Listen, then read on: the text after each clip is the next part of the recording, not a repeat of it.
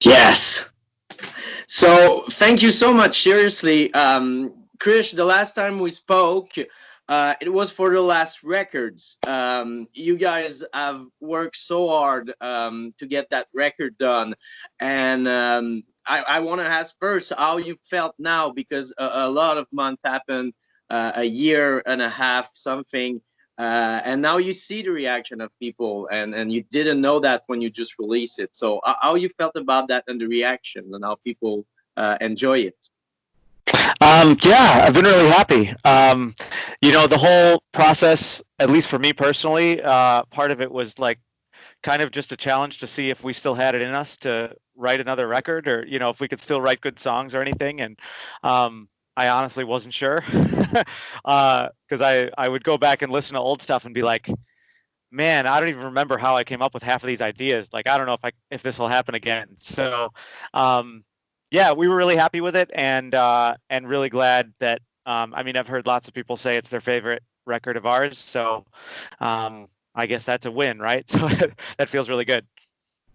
Yeah, and it kind of felt natural if you listen to the whole, every record you release and the new records, it feel like it came naturally and it was just following what you guys were experienced back in the days, but as grow up adults. And it was really mature records and really beautiful and touching with the lyrics when you read it and everything. It's very positive in a way, even if there's a lot of pain in that record, I'm sure. Yeah, yeah, for sure. I'm not sure how we So, do that. Like, people keep on telling us we're a positive band, and I always think of all our songs as like angry. But apparently we do have like positive outlooks on things, and those outlooks like make their way into the songs, even if it's not really a positive song. In our like, there's one song on Everything Is Fine that I think of as like positive, which is the last song. Everything else seems like a huge downer, but yeah, somehow that positivity still comes through, so that's good. but I think people, with through the years, they know you guys, and they know how great human you are behind, behind the guys playing, and it's just amazing to see that they have that positive image of you guys, and even if sometimes the lyrics can be really, like you said, downer or kind of not dark, but I mean going through pain and processing and everything. It's beautiful to see that after all, what get from that negativity is something that people see positive, and that's the magical of music. 'Cause I'm sure when Right. you're writing down, it was more a therapy and not thinking like people are gonna think it's an happy song, but which is not. Right. Yeah, no, not at all. And I didn't write any of the lyrics on this album personally, but I was I Dan, who wrote most of them, really went into detail about all of the stuff that what they all meant, even the metaphors and stuff. And so, yeah, I mean, it's interesting because as I think of like what makes like, it's not unusual to hear songs that are like complaining about a breakup, or talking about some depression, or all this kind of stuff. But like, what's the difference between a song about those topics that feels negative and feels positive? And it's like, well, we're not, I don't know, we're not calling anybody any names or anything. Um, it's really hard to define how that is, like, even when the outlook isn't particularly positive. But I guess it still feels like, I guess, if you I don't know, if you can tell that the songs are being written in a way that are that it is for like you said, a therapeutic kind of intention, then maybe that comes through too. And it isn't so much like an "I hate you" kind of song, as much as it is like, I just have to figure out a way to deal with this. So I think everybody experiences that stuff. And I mean, again, I didn't write these, but I've been very aware over the past probably 2 or 3 years, just how valuable it is to be able to express like the full range of emotion, and how like important that is for mental health, to actually have an outlet to be able to say the stuff that you feel, and not hold all that stuff inside. So, yeah, so in that way, it's like, even if the songs themselves aren't positive, I feel like it's a positive experience to get it all out there. You know what I mean? Yeah, and more this time it's a really weird time for everyone. So it's more accurate than ever because I think people more than ever are listening and something happening.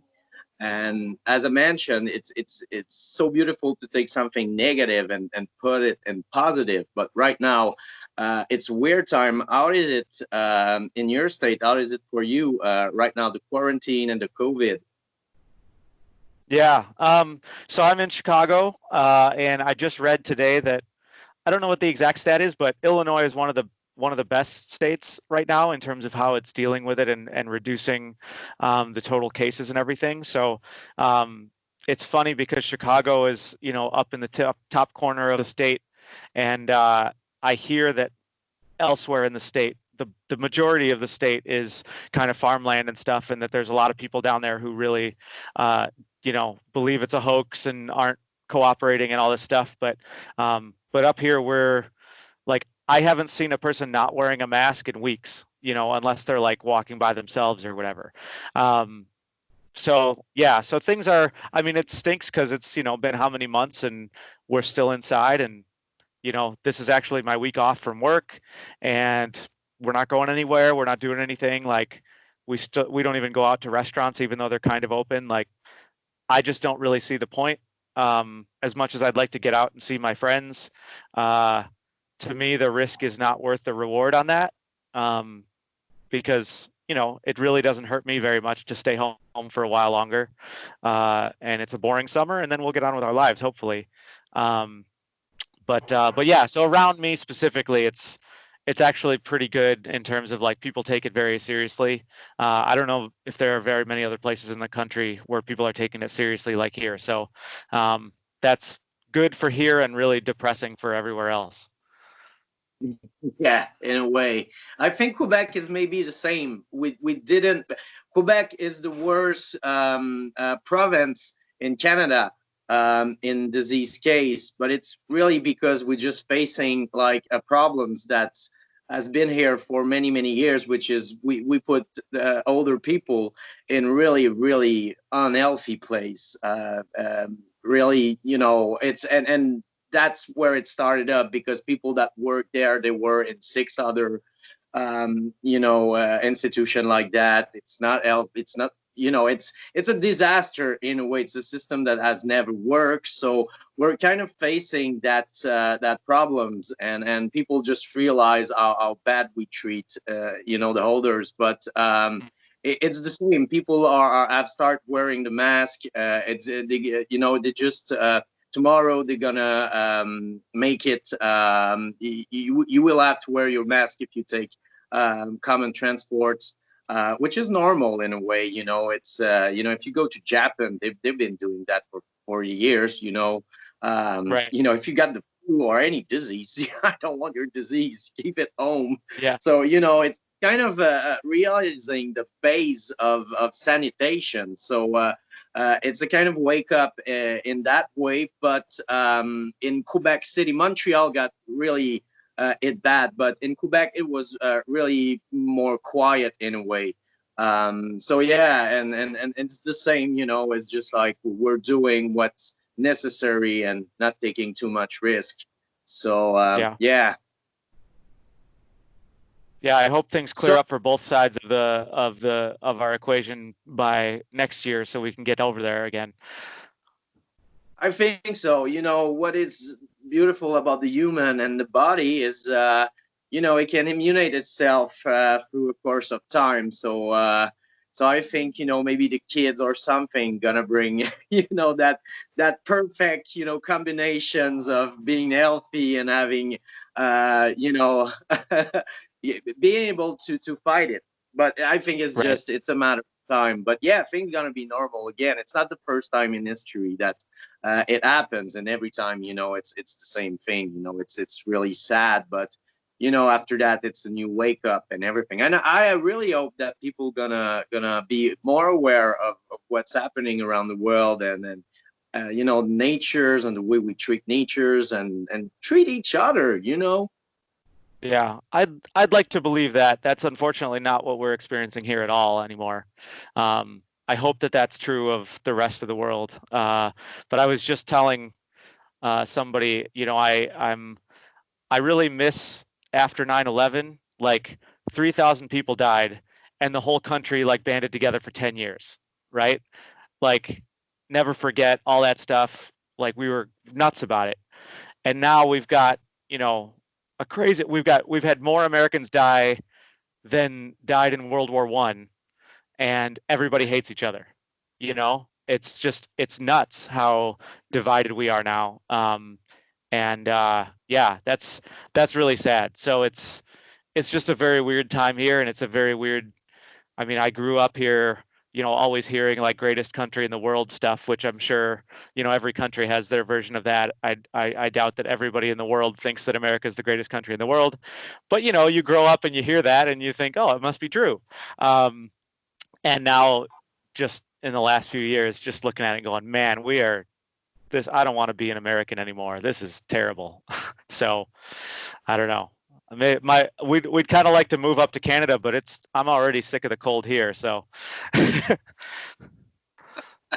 Yeah, and Canada have his own problem too. It's really weird because we're so close to each other, so we see.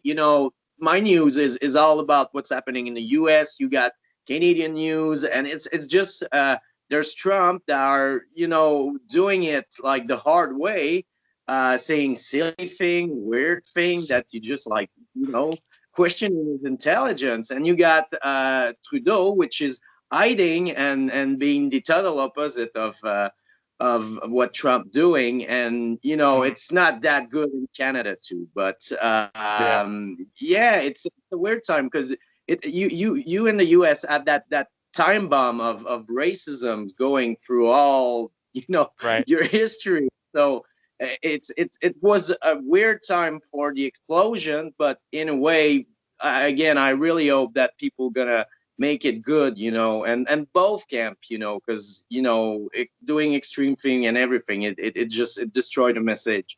But out there, there's people that are really protesting for the right reason, but in a weird time with the virus. So wow, man, right. what a Yeah, time to release the record. I know, right? Yeah, it was really unfortunate that it happened right when it did, but maybe it only could have happened right when it did, right, with all the race stuff. Um, it's like everybody who was all about like stay at home, then I mean I don't want to say everybody. The more liberal side of the spectrum was all about getting out and protesting, and it's like I support that 100%. Maybe it was a really unfortunate time to have to do that. But there are bigger things at stake sometimes. But yeah, somebody was saying like, "Oh, no, none of you people had any problem going out when it was a protest," and I was like, "Oh, believe me, we did. You would be shocked at how many of the people would have been in the street if we weren't in the middle of a pandemic. Like that was the little version of what should have happened any other time, right? So I don't know. I'm getting to a point where I'm just looking at things and going, okay, I guess this is one of those like we needed something to expose all the bad that's going on, and stop letting ourselves lie to ourselves.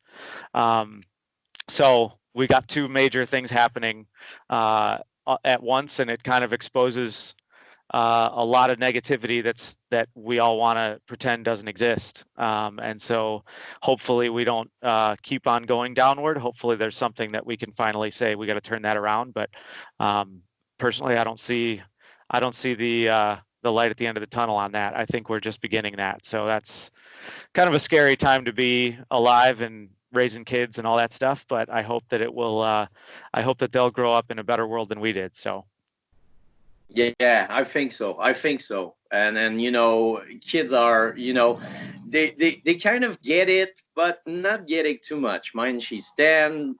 My girlfriend got twins, 12. But they're making good of it, and they're still happy. And we have more time with them in a way. I'm working at home, since I'm able to do that. So we have more times, and you're there. So there's good and bad thing about it. right, Concentration is way more, yeah, but as I say, there's always a good and bad side. So I really hope so. And it's what happened in the U.S. Was an explosion everywhere in the world.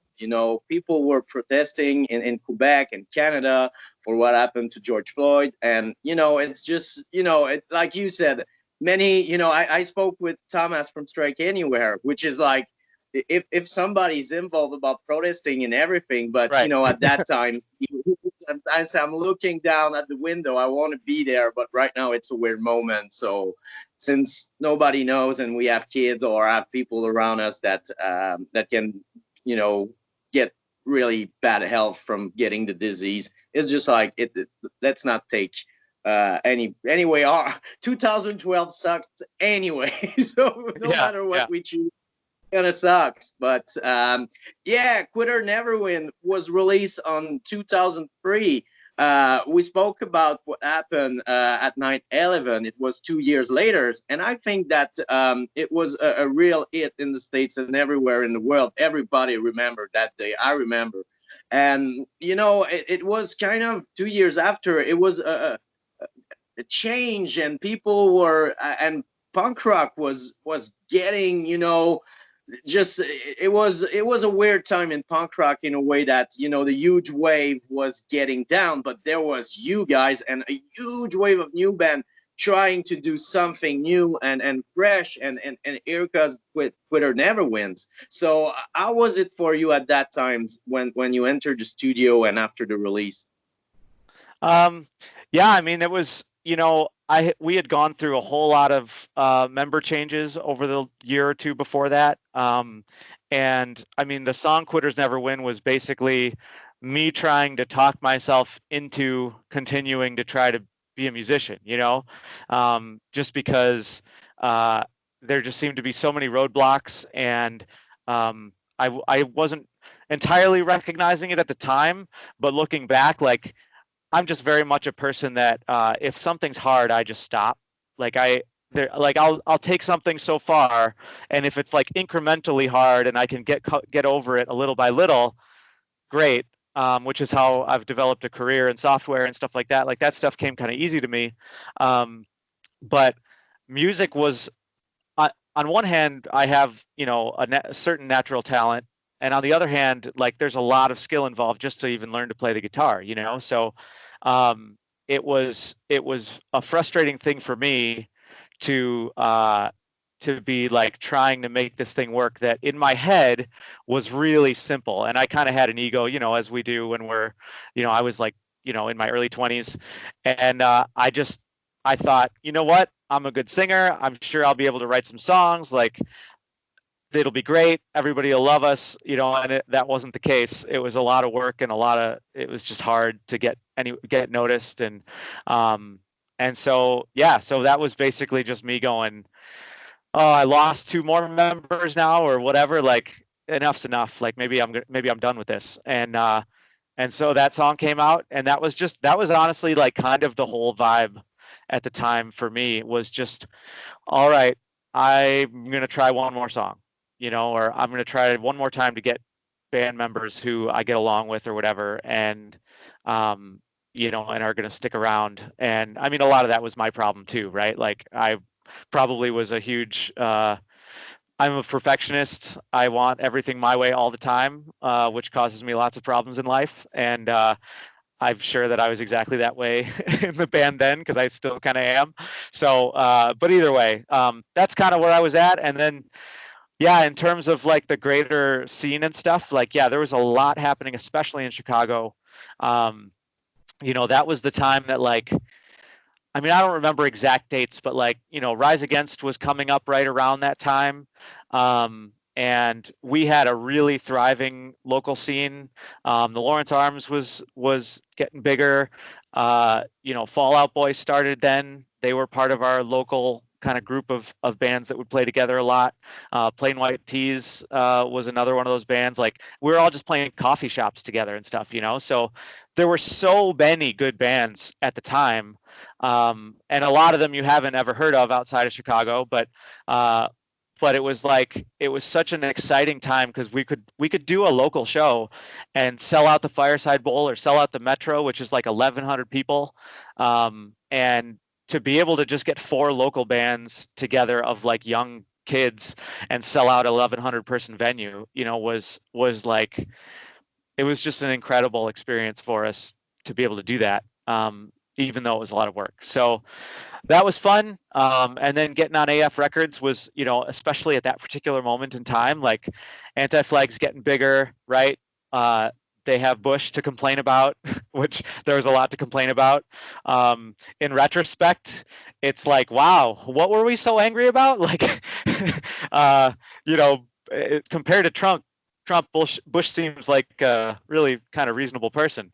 But yeah, at the time we were all really angry punks, and that was valid. So it was just a really interesting time all around to be doing what we were doing. And yeah, it wasn't. I think I always lamented that it wasn't like 1995 because our style of music was kind of getting mixed in with poppier punk bands, and our kind of harder edge turned a lot of people off who were into that other stuff, and which is fine, but it was like when we finally got out on tour and stuff, we booked these tours and we get out there and it was like, oh, there's nobody here, or the screamo thing was just starting, right? Which you can hear a little bit on Quitters Never Win. Like we were listening to a little bit of that, so that shows up. But like every band we would tour with was, or not tour with, but play with, like we'd roll into a town in Iowa or something, and it's like us and screamo bands every night, and kids just weren't interested. So it was, yeah, it was weird. It was exciting locally and very difficult in a larger sense, but we kept going. So And for us, I think what happened, and maybe not the whole Canada, but in Quebec, is that the scene, the punk rock scene we know, and the band that were really big, the Offspring, Green Day, and everything, they were kind of downing a little bit, and people were kind of leaving the scene because of that. When the screamo, the emo arrives, older people, and it's always happening, and that was cool in a way. But it was a lot of money behind that. Again, like it happened with the Offspring and everything. And every time in a scene, and of course an underground scene, you inject money like that. It's always boom, and then boom, everybody's leaving, right, and then you yeah, get like the real getting back to it.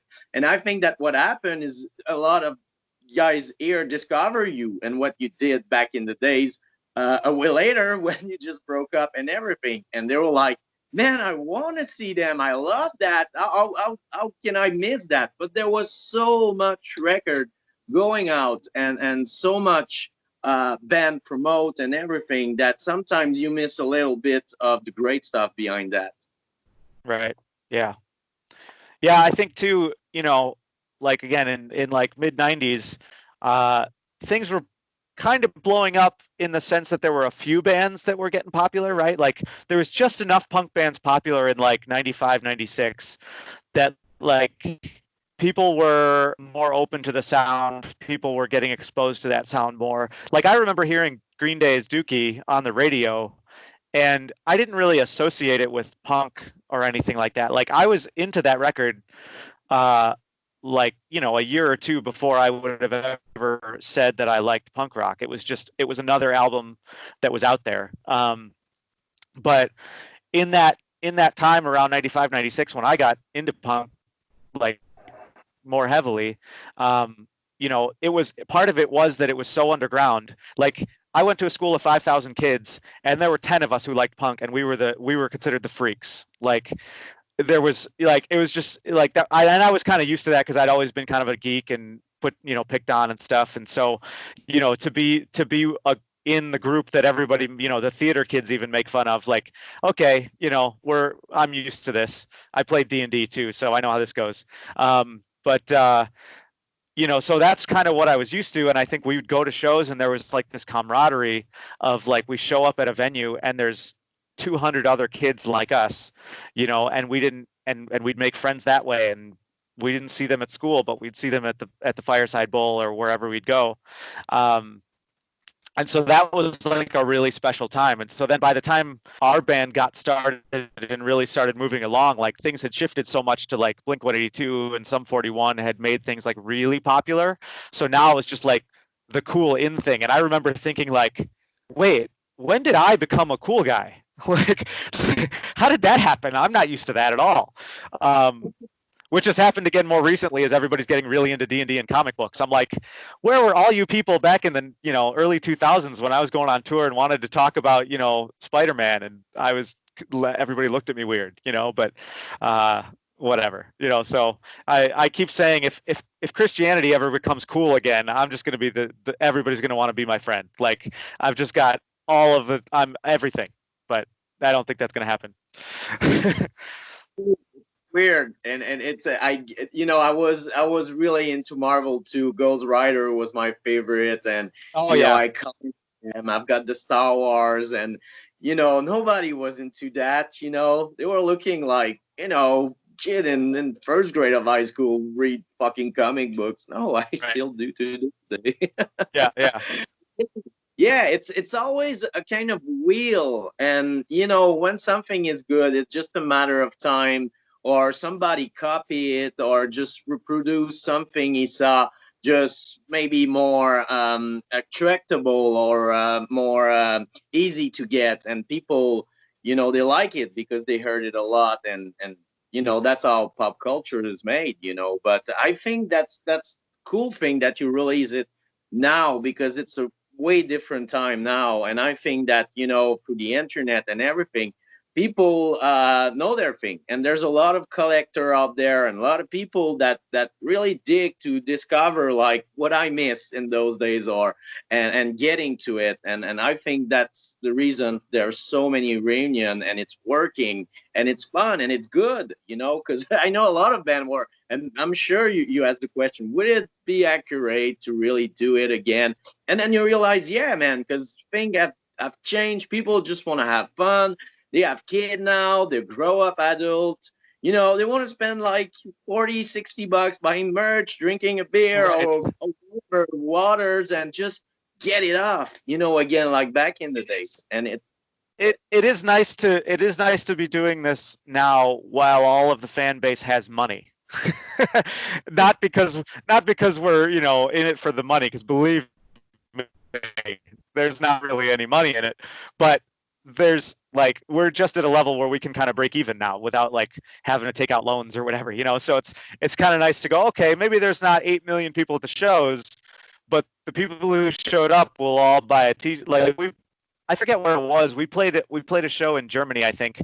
12 people came, but they each spent like $50 on merch, Like it was like, wait, we sold how many records at that show? Like how did that happen? Well, everybody bought 3 things. Like, all right, I'll take that, Um, but it keeps us going to the next city or whatever, pays for the gas and all that stuff. But yeah, it's nice. It is nice now with all the vinyl and everything. Like I honestly never would have expected, even 3 years ago, that we would have had all not only this new record out and on vinyl, but all 3 of them coming out, because it was kind of a happy accident. That like the Survive. I've been talking to Nitro. So Nitro was bought by a catalog label. So Nitro is not owned by the Offspring anymore or by Dexter Holland, but they bought all the rights to everything. And I've been talking to them probably for 4 or 5 years about doing Survive on vinyl. And they told me way back in the day, like, we bought Nitro to put everything out on vinyl. Every single record is going to be coming out on vinyl. And I'm looking, they're releasing the Vandals and AFI, and I'm like, you're not doing every record. Don't give me that. And we're going to be real low on the list. Like, we broke up 9 months after that album came out. Like, there's no money in it for some big company or whatever.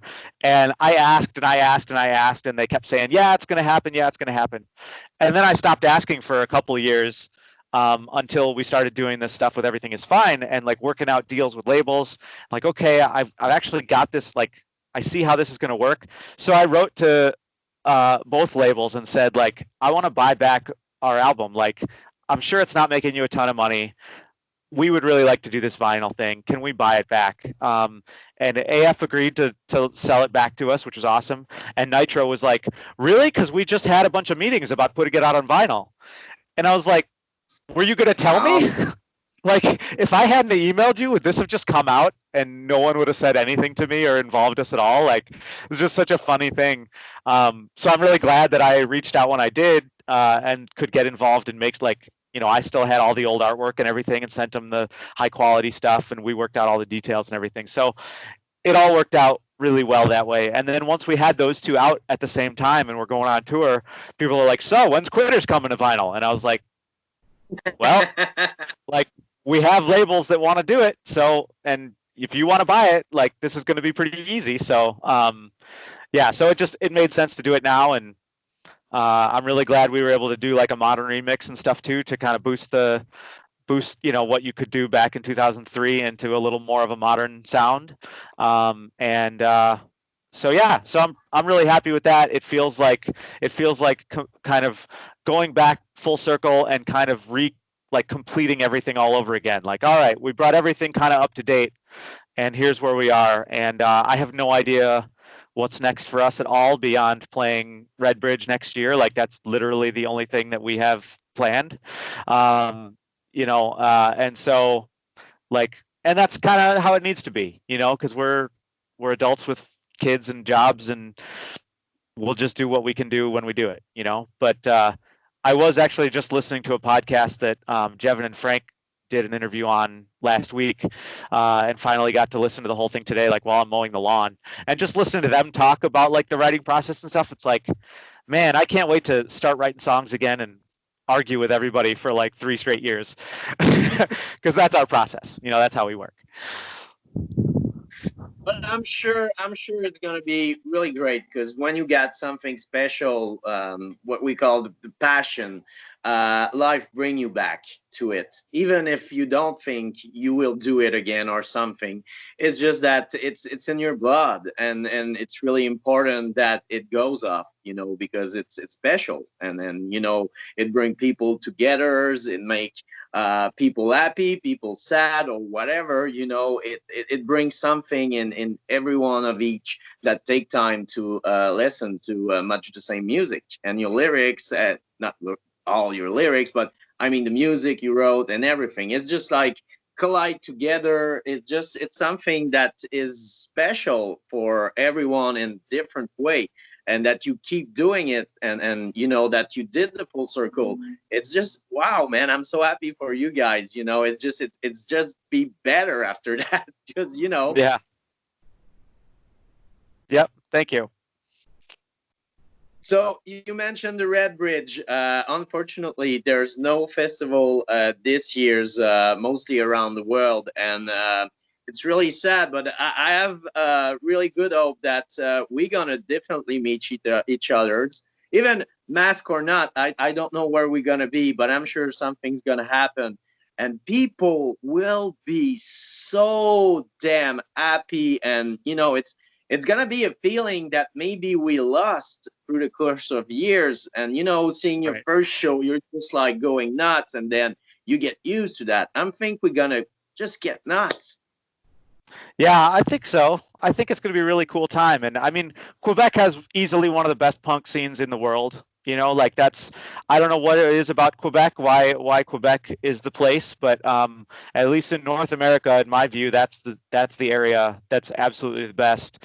And there's some good places elsewhere in the world too that's going on. Obviously, Brazil, everybody knows Brazil is like punk rock insane. And all really through South America, but especially in Brazil. But yeah, I was super excited. Like, as soon as I heard of the first Red Bridge, I wanted to get on it, and it just, the timing didn't work for us at that time. And then so we were really excited to be able to. Actually, I think we were offered to come on it, and we just couldn't do it because of our schedules and stuff. So I was like, please tell me next year. Like, I'll put time aside. Like, we'll make it happen.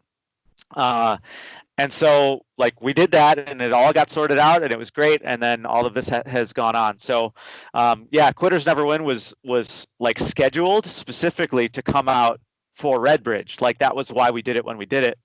So it's a little disappointing to not have that happen. but everything was already way in the works, and we weren't going to delay it a year or whatever. So whatever, it is what it is, and we'll get it out there. But I'm really looking forward to that next year for sure. I'm really glad that most of the bands are back, and yeah, it'll just be a good time. It'll be really nice to get out there and do this thing again. I don't know if we're going to remember how to play our songs after like literally 2 years of not playing them together, but we'll figure it out. Sure, I'm sure it's like bicycle, you know, it just, you never lose it. It's somewhere in you. Just take a few minutes and then you get back at it, you know. I don't know, man. I just the other day my son asked me to play Burner, well, because I had the guitar out, and I like couldn't remember it. I'm like, we just did this, but I'll figure it out. I'm gonna put the CD. Oh, Dad, what's a CD? Yeah, right. Yeah, he doesn't know. Thank you so much. Seriously, you've always been very generous with your time with me, and I appreciate it. You know, it's always fun, and man, you're such an inspiration in so many ways. So thank you so much for your time. Yeah, man. Thanks a lot for having me on again. And yeah, I'm sorry I talked so much. You're gonna have a lot of typing to do. Yeah, but you know, it's such a good entry. It's gonna be hard. The hard way it's have to cut part. So I'm gonna write. It's gonna take days and days, but I will, and I will not change a thing. It's you know, Feel many free to people cut out as much as you need to. like. But thank you, and seriously, you know, Quebec, the whole Quebec is waiting for you, and like I said, everything's gonna get better, and I'm sure that when we meet each others, we're gonna laugh about that, and maybe not about everything that happened, but we're gonna be just happy to live the music and everything. But thank you, Krish, and make sure I'm sending you all the details when it's gonna be released on Punk Rock Theory. All right, awesome. Thanks a lot, man. Have a safe time and say hi to your beautiful family, and thank you again. All right. Talk to you later. Cheers. Bye, Krish. Yeah.